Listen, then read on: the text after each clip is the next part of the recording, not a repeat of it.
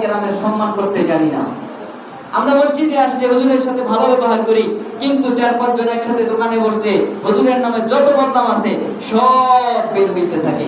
এটাকে গীবত বলা হয়। কি বলা হয়? গীবত। এইখানে হয়, আমি এটা বলতেছি না, হার জায়গায় দেশের মধ্যে 99% জায়গায় আজকে মুসল্লিদের অধঃপতন এবং তাদের ঈমান এবং আমলের তারান্নি এবং তারাক্কি না আসার কারণ, উন্নতি না ঘটার কারণ হচ্ছে তারা নামাজ পড়তে আসে, কিন্তু নামাজ পড়ে যে তারা দোকানে বসে চায়ের আড্ডায় বসে আরেকজনের গীবত করে।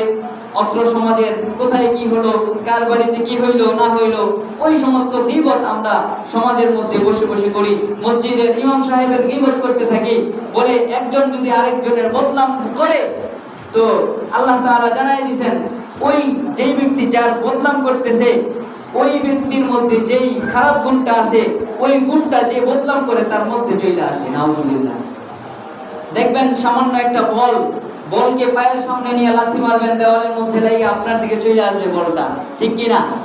তো আপনি আরেকজনের গীবত করতেছেন, বলে ওই গীবতটা তার মধ্যে বাড়ি খায় আবার আপনার দিলের মধ্যে ঢুকে যাবে। ওই গুণটা আপনার মধ্যে অটোমেটিক আইসা পড়বে, আপনি নিজেও জানতে পারবেন না কিভাবে আসলো। এই জন্য আল্লাহ তাআলা আমাদেরকে পবিত্র মাহে রমজানে গীবত থেকে আল্লাহ তাআলা আমাদেরকে হেফাজত করেন। সবাই বলি আমিন।